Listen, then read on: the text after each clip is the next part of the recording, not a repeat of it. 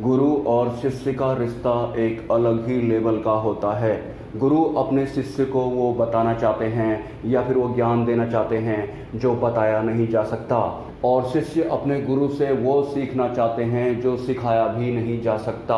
गुरु की अपनी विडंबनाएं होती हैं और शिष्य की अपनी विडंबनाएं होती हैं। गुरु और शिष्य की विडंबनाओं के चलते परमात्मा को बीच में आना ही पड़ता है। वैसे तो गुरु के महत्व के बारे में या फिर गुरु की महिमा के बारे में बहुत ज़्यादा आपने सुना होगा, लेकिन जो शिष्य होता है, शिष्य का महत्व भी कम नहीं होता है, शिष्य की महिमा भी कुछ कम नहीं होती है। क्योंकि एक शिष्य उस पर भरोसा करता है जो दिखाई भी नहीं देता, शिष्य उसे समझना चाहता है जो समझा भी नहीं जा सकता।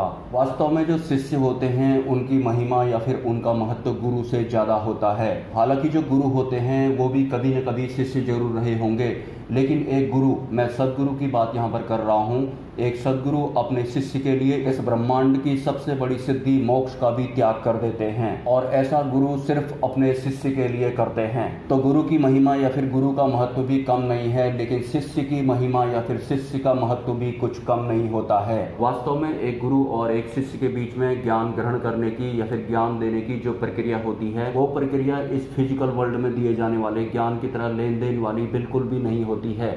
जैसा कि मैंने वीडियो के शुरुआत में ही बताया था कि गुरु अपने शिष्य को वो बताना चाहते हैं जो बताया नहीं जा सकता, और शिष्य अपने गुरु से वो सीखना चाहता है जो सिखाया नहीं जा सकता।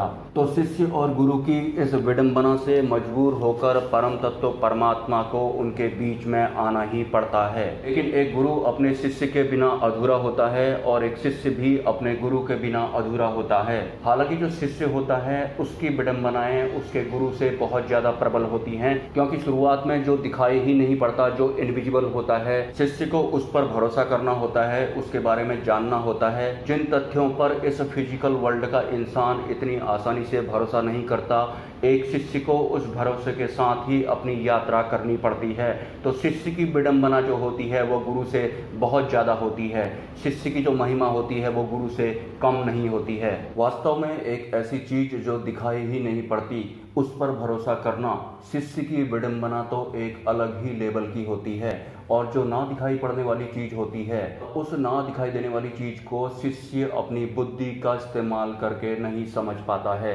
तो शिष्य की विडंबना बहुत ज़्यादा होती है, लेकिन गुरु की महिमा और शिष्य की महिमा में बिल्कुल भी फर्क नहीं होता है। एनीवेज, अगर आप एक साधक हैं, भले ही आप सिद्धि मार्ग में चल रहे हों या फिर मुक्ति मार्ग में चल रहे हों, तो इस सांसारिक विषयों से आपको दूरी बनाना बहुत ज़्यादा जरूरी होता है। स्पेशली जो तर्क वितर्क या फिर कुतर्क होते हैं, उनसे एक साधक को या फिर एक शिष्य को दूरी बनानी होती है। और तर्क का मतलब होता है किसी को समझाना, और कुतर्क का मतलब होता है किसी को दबाना या फिर जबरदस्ती उसके ऊपर अपनी मर्जी थोपना। तर्क जहां सत्य का प्रतिनिधित्व करता है, वहीं कुतर्क या फिर कुतर्की इंसान उस सत्य को कुछ भी करके झूठा साबित करने की कोशिश करता है।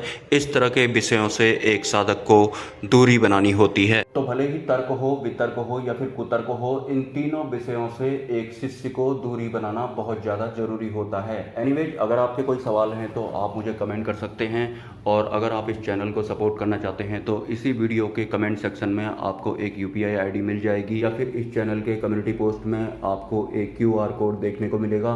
स्वेच्छा से आप सपोर्ट कर सकते हैं, कोई ज़बरदस्ती नहीं है। मिलते हैं नेक्स्ट वीडियो में। ब्रह्मा, विष्णु, महेश, जय मां पराशक्ति।